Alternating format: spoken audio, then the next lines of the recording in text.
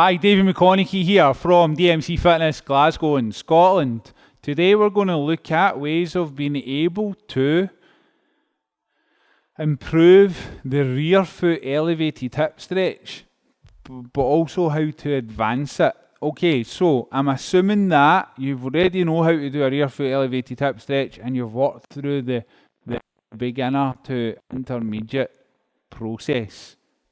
I'm going to take the knee. I'm going to take my foot and I'm going to put it up onto the bench. I'm going to drive the knee all the way back until the shin is straight up and down or perpendicular. There's a fancy word for you. Now, I'm going to come up into position and I let my pelvis come forward. I'm just going to support myself here and just start to ease this off. Now, if you want to, you could imagine that the area of the front of your hip, your groin area, is a satellite dish. And you want to turn your satellite dish up to the sky. Now, as you start to tilt your pelvis, turn your satellite dish up to the sky, we don't need to go into technobabble.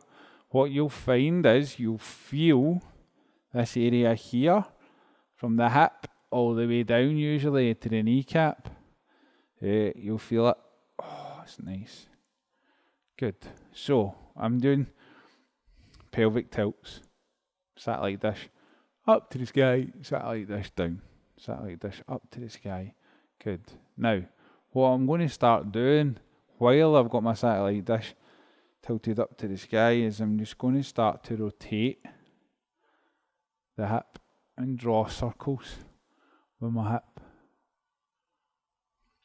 Usually I do this for about 30 seconds and then I change direction and I do the other way. Good. Now I'm going to take the same arm that I'm stretching the hip and thigh with and I'm going to stretch up and then come back down. I'm going to tilt the satellite dish up to the sky. I'm going to stretch up. Good. Okay. Now I bring the both hands together and I stretch up. I'm lifting up through my ribs. I'm lifting up through my ribs. And now I'm into my rotations. Still while I stretch up. And back the way. Nice, good, lovely, lovely, lovely big stretch. Then I'll come back down and I'll ease myself back out. And I'll relax. Now, I do this stretch in that sequence. That's how I work myself into it.